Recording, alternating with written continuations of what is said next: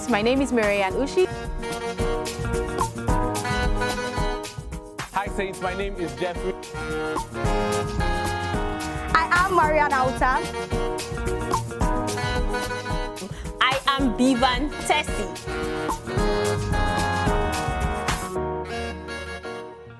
Hey you, yes you, and come back and take a seat. Oh yeah, no vex. I'm still your ever delightful host, Bivan Tessy. But come first now, fine girl, fine boy.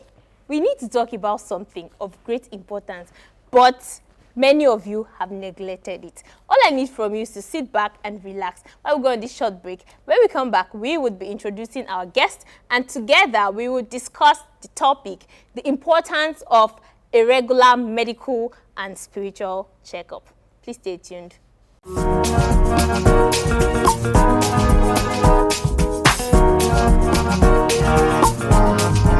Welcome back, Saints.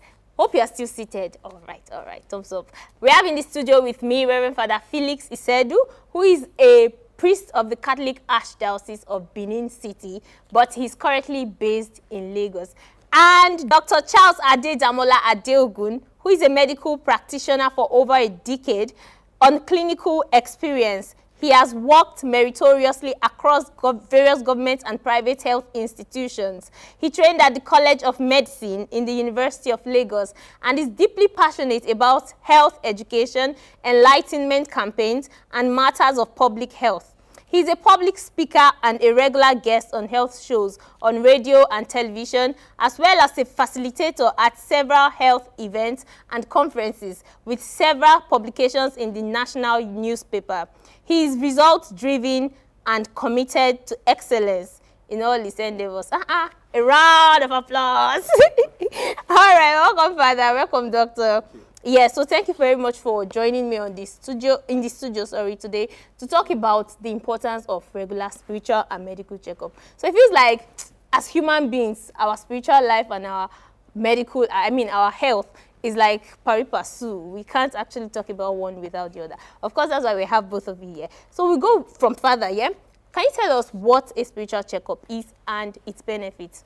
Well, first off, the term spiritual checkup is not really a theological term per se, but it's just a common, purely logical terminology. Yeah. Well, it will simply mean evaluation, an individual's intentional evaluation of the self, the journey thus far, with regard to the relationship with God. And the benefit, of course, it would let you know how far, where you stand in the scheme of things, especially in the spiritual realm.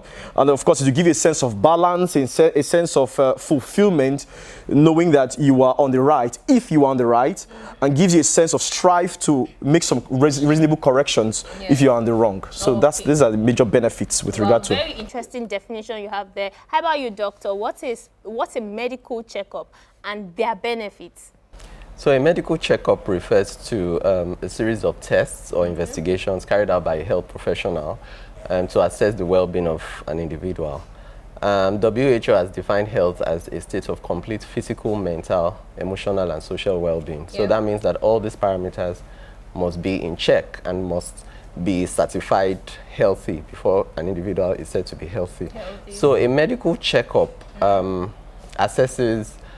does an assessment, an evaluation, and also helps to identify on time any medical condition that a patient may have that may not be obvious at the beginning. And it's also essential to monitor the rate of improvement or deterioration of an existing health condition. Indeed, yes, scholar. All right, so what are the types of medical checkup? Well, there are different classes of medical checkups. There's a general wellness check that refers to what we call the blood work, where you have your complete blood count, you have your sugar checks, cholesterol checks, liver function, kidney function, urine tests, stool tests, and the rest of them. So that assesses an individual's state of health as at the time of the person's visit. And that is something that we encourage everybody to do because early detection always brings about early intervention, and of course early intervention comes with better health outcomes. So it's always essential that you nip things in the bud, especially in the earliest stages before things get complicated. It's easier to manage the illness than to manage the complications. Okay, that's for the general. Yeah, that's for the general. Then for the other class, you have a pre-employment health check. these are the kind of pre-employment health checks or assessments that potential employees are made to go through, maybe after they are passing through their regular interviews and all that. So they send them for checks, because it's important that whichever organization is absorbing you in should have a clear idea of what you're coming with, what are your allergies, what is your medical history, how much of burden of work can be placed on you, and what are the expectations, you know, that the organization is expecting from you and from your work, and maybe your hours of work also. So the medical history is essential. So that's the pre-employment that comes prior to full absorption into a new organization. Then you also have the food handlers. The food handlers screening tests is also a type of health checkup that we should emphasize in our country, because there are a lot of foodborne diseases. So people that come in contact with food preparation or packaging of food or distribution of food must go through certain screenings. I bet you didn't know that there's foodborne disease. A lot of them, like cholera, you know, like hepatitis A and E, can be transmitted through contaminated food and water. Typhoid also is a potential foodborne infection, and this can turn into an epidemic if it's not properly handled well. So these screening checks are done for people who work in restaurants or hotels, or who serve you know, a wide range of people. So they need to go through those screening tests, and then they are identified quickly when they have any of these infections and properly treated before they get back or are reintegrated into their work. Then you also have the pregnancy-related type of wellness check. You've heard of the antenatal care that pregnant women have. So exactly. So the antepartum, intrapartum, and postpartum care all come, you know, within this class of health check. So it's essential that the pregnant woman is assessed. The maternal and child health assessment is very key for a healthy mother and child, because there are a lot of things that pregnant women go through, you know, during pregnancy and during delivery that can, you know, pose a lasting effect on their overall well-being. So it's important that the child is growing well, and then problems are identified early so that early intervention can also help. And then even the mode of delivery of the child can also be evaluated even before time. You know, a woman who is likely going to have problems with delivery, and you quickly inform or counsel her about elective cesarean sections and all that. Doctor, before you continue, please, would go on the Saint of the Week break now to listen to Marianne tell us about the life of Saint Leo the Great.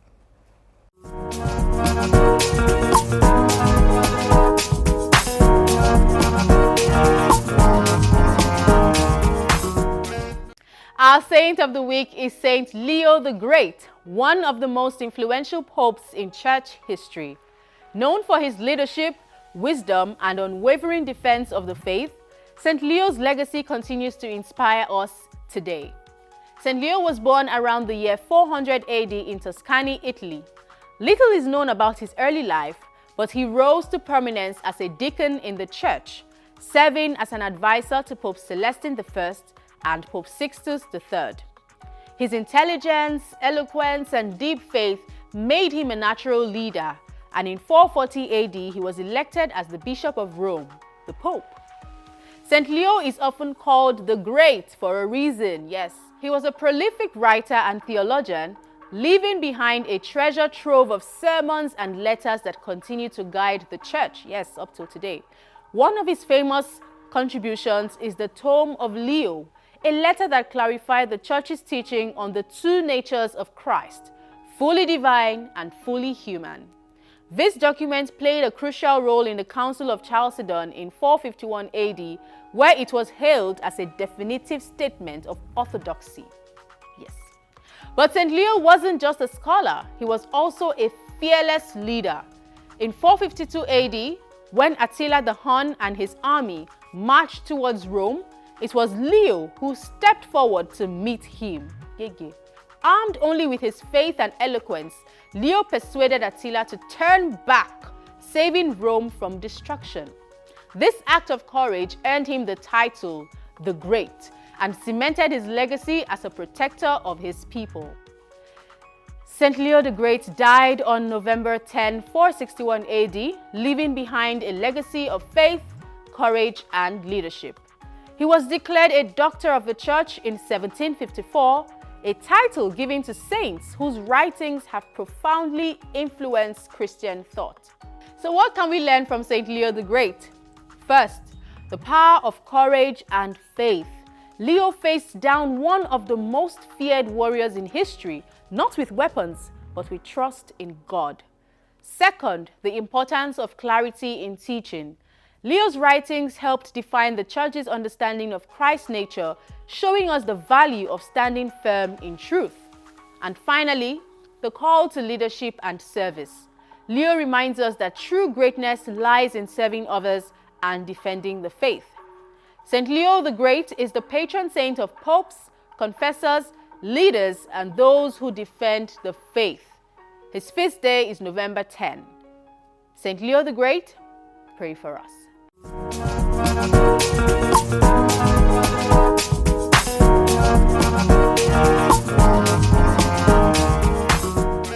Welcome back, Saints. Dr. Adeogun here has been telling us the types of medical checkup. So, doctor, you've mentioned the general medical checkup, the food, the pre-employment, the food handlers, and the pregnancy-related tests. Okay, so what other types of tests? You can also have the men's health, men's wellness check. Okay. You know, there are certain conditions that are peculiar to men. So men of a certain age bracket must run certain investigations. It is mandatory. For instance, a man who is 40 and above must be aware of his prostate health. So they must go for regular checks for the prostate PSA, we call it prostate specific antigen, and then they must go for their ultrasound scan to assess, you know, the size of the prostate and know if they're having obstructive symptoms and they're beginning to have some urinary symptoms that are the earliest signs of either prostate enlargement or prostate cancer, and this helps, of course, better management of the condition if they are picked up early. And then also the females too, there's a women's health package too, you know, that ensures that women go for their mammograms after the age of 40. If you're less than 40, yes, cervical pap smear. And then if a woman is less than 40, she's going to do a breast ultrasound, you know, to pick up lumps in their early stages. And then you quickly go for an excision, a biopsy to know if it's cancerous, because most illnesses, no matter how serious they sound, they start as something little, and if you intervene early enough, the outcomes are usually better. Okay, so are those the... Then the final one is the geriatric wellness check. This is for the elderly population. People above 65 are referred to as the elderly population or the senior citizens. So these people have peculiar health conditions like decline in hearing, cataracts, visual problems, osteoarthritis, and the rest of them. So it's important that you know, they are evaluated for these things. And this also helps them to make sure that, although we can't do anything about the aging process, but at least you can slow the progression of those illnesses such that they don't get complicated and the person still has a good quality of life. Oh, wonderful explanation there. Father, please, what are the processes needed for a proper checkup to be done spiritually? Well, first off, unlike the medical checkups where you need a medical professional, for the spiritual checkup, it's more of an individual thing. You have to be intentional about it, assessing. Now, you have to do a careful examination of conscience. That's just a subfield in the whole scheme of spiritual check. The examination of conscience, and if need be, see a priest for confessions, and of course examine your spiritual life with regard to your study of the word, and of course your respect to and for God. These are very, very key concepts when it comes to processes in examining the self. And of course, go for spiritual direction. It's highly encouraged that the individual has a spiritual director in case you need to cross-check, in case you need a second opinion as to how well or poorly you are doing in this spiritual realm. Okay, so there's the self-examination, and then there's spiritual director's guide. Of course. All right. Exactly. So what are the measures that have been taken to ensure a proper checkup? The measures taken by spiritual leaders, rather, to ensure a proper spiritual checkup?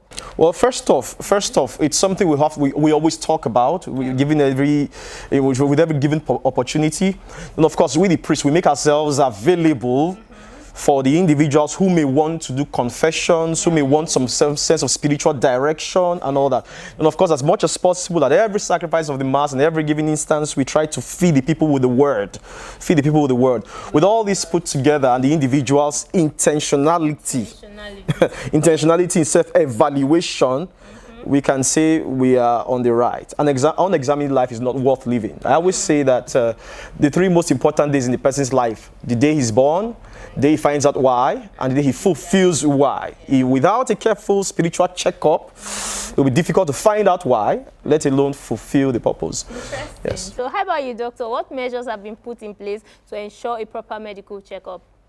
Well, there's still a lot to do in Nigeria as a country, because we still need to create awareness, a lot of public enlightenment. Yes. A lot of our people, because of their ingrained belief about health and wellness, a lot of people believe that good health just falls on your laps, but it doesn't. You have a role to play. Yes, yeah, you have a role. Yeah, God wants you to be well, but you have to a functional role to play, Yes. because if you do not do your part, it is not going to happen. A lot of people that have neglected their health, maybe they're doing, indulging in alcoholism or smoking cigarettes or doing substance abuse. You know, it has the detrimental effect on the health, both physically and emotionally and psychologically. So it's important that a lot of our people should be aware that, look, your health is on you. It is your responsibility. You have to do everything within your power to make sure that you are healthy. So self-awareness. Yes, self-awareness. You have to be well educated on that. You have to also be aware that things like your healthy eating, your eating habits, your stress management levels, you know, how you connect with people socially, how you communicate with people, your mood, your behavior, all those things, you know, play a role, you know, relating to your health. A lot of people are undergoing depression and it goes unnoticed. People around them do not notice it. They just hear that somebody has jumped, you know, into the lagoon, and then they will say, I still saw the person yesterday, it seemed fine to me, we still watched the match together and all that, but they don't know that people don't, you know, really show what they're going through. Because if you do not go and see a health professional who can actually help you dissect these things properly, a lot of things will go unnoticed and you will not get the right treatment that is needed at the right time. And unfortunately in Nigeria, a lot of people present late when complications have set in already. All right, doctor, sorry, let's quickly go. Jeff is on standby to tell us more about an article of our faith. Please stay tuned.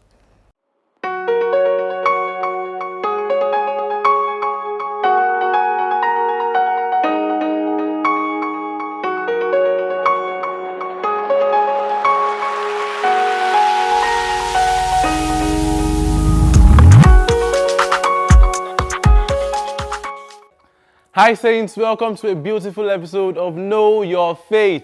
I'm Jeffrey, your e-catechist, and today we are diving into a question that every Catholic has probably asked at some point. How often should the Catholic go for confession? You've not asked this question, I don't even know how. Is it even possible? To get the tea, I went out on the streets to hear your takes. Some of you had answers rooted in church teaching, and others, let's just say some answers made me laugh. Let's check them out. Hi guys, I'm here with Oscar Styles. Oscar Styles. Harry Styles. Stars. Oh, Stars. Yeah. Oscar Stars. Yeah, star. Yeah. So you know if you star. Multiple. Multiple. I'm an embodiment of stars. Embodiment of stars. Through me, a lot of stars are to be made. I'm a star myself too, so that's why I feel you. How often should a Catholic go for confession? First of all, I feel you shouldn't bother priest if you know you're a chronic sinner. Like you can't keep away. If you can't keep away from sin in 2 days, I think you should just leave confession and stop the Holy Communion for as long as you're ready to, you know, defeat your because you're ready flesh. To come back. Yes, you know. So you can't be going to confession every day. It feels like you're not rating God. Because if you really rate God, you should be able to, you know, abstain from certain things for God's sake. You get? So I feel it's once in 3 months is fine.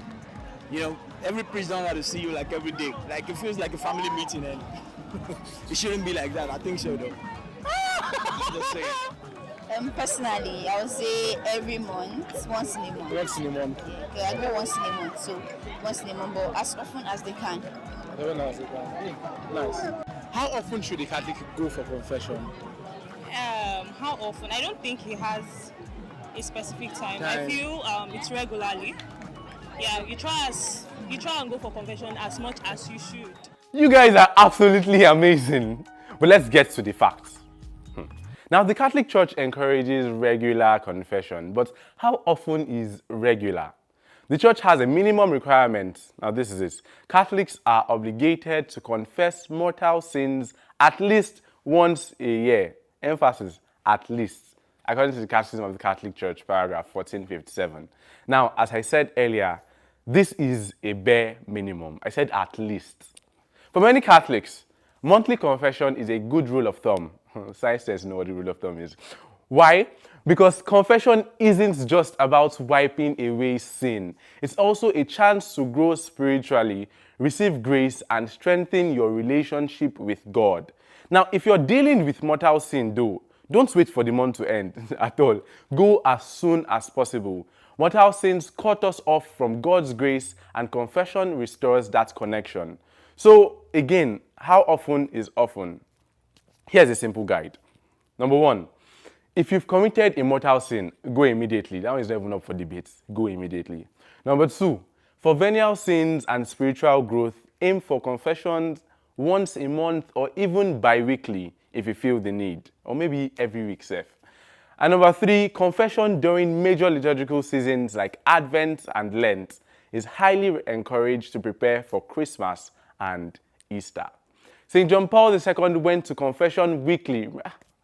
I just said weekly. I feel like John Paul II, guys. If a saint felt the need to go for confession this often, then tell me, what about you? What about me? What are we doing in our house? Why are you in your house watching match by 5:30 when you can go for confession? So saints, how often should you go for confession? The answer depends on your spiritual needs, honestly. But the goal is to go often enough to maintain a strong connection with God and grow in holiness. All right, that's it for today. Till next time, be bold, be Catholic.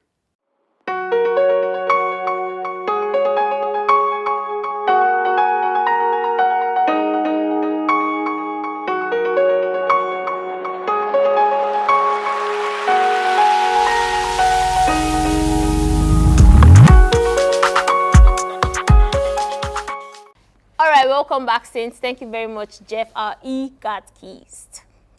Father, we've been talking about the importance of spiritual checkup as well as the medical checkup. So can you tell us, what is spiritual cleansing? And is it another name for spiritual checkup? Well, spiritual cleansing is not a theological concept, but I guess it will help people understand in layman's terms what we're talking about. Spiritual cleansing is simply going to confession, simply examining your conscience and going to confession and doing the necessary penance to have satisfaction and reconciliation for your sins. That's what spiritual cleansing is. Going to confession, reconciling with the Maker, even while in this mortal flesh. So we can only say that it's like a form of spiritual checkup. Spiritual checkup is a broad term. It's a holistic term.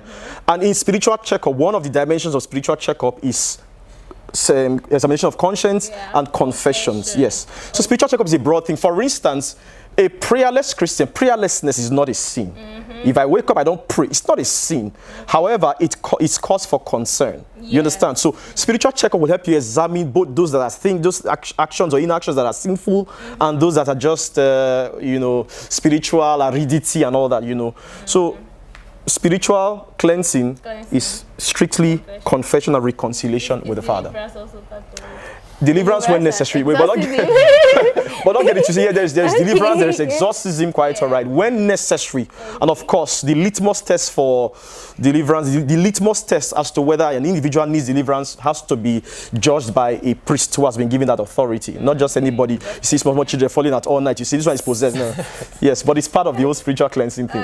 So, doctor, what importance is the medical checkup to our spiritual life?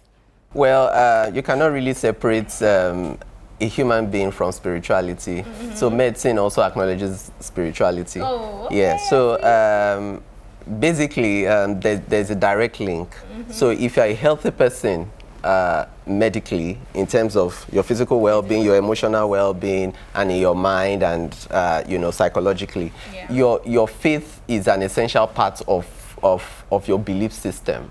So I believe that people's faith, plays a direct link with their physical health. For instance, I can give an example. In clinical practice, you'd see some people that have a chronic health condition that is seemingly hopeless. And the doctors have done all they can medically in terms of investigations, in terms of treatment. And you find some of these people with a very strong, tenacious faith saying that they would survive it, that they will pull through.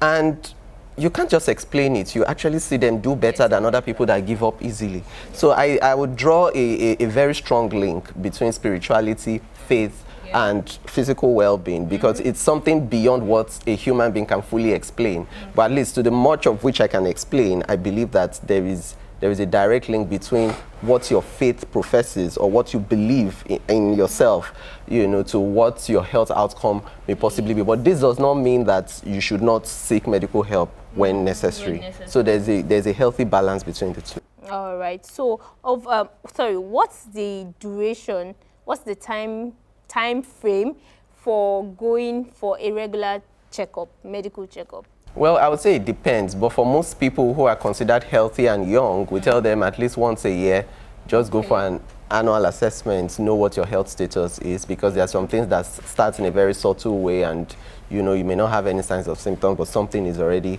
off, you know, so it's good to at least do that once a year. But for people that are probably of a certain age group or have a family history of a certain illness, or they are managing a chronic illness, they would require more frequent assessments and evaluation. So it depends on the circumstance, actually. So some people require more frequent health assessments than others.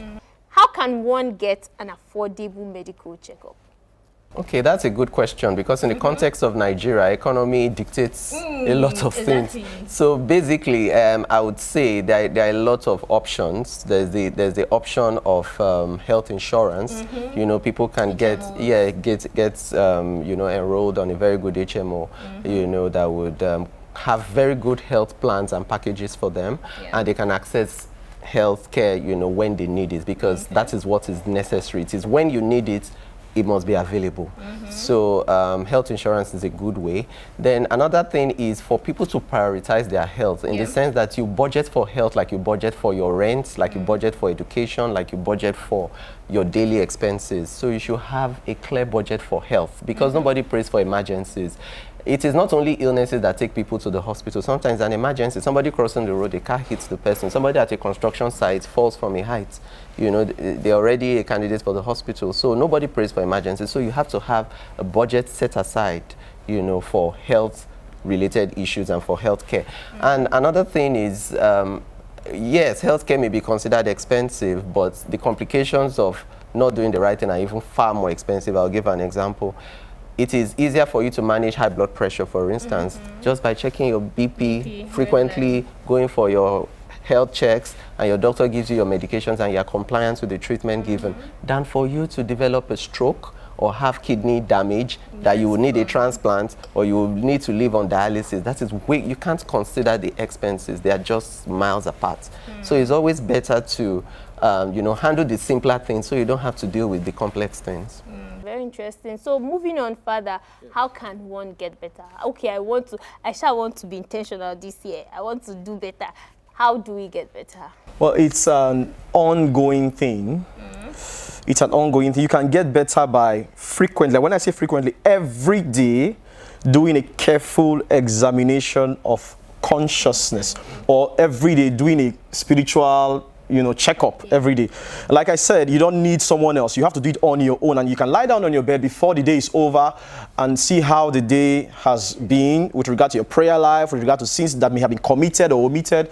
So it's everyday constant practice. Every now and then, every new year, people make New Year resolutions. This year, I will not be insulting people. This year, I won't do this. This year, I will increase my prayer life at the beginning of the year. But it's not just the beginning. It's an everyday thing. If it's constantly practiced, then I think we're on the road right to success in this regard. Interesting. Thank you so much, Doctor, and thank you, Father, for sharing your insight on this topic.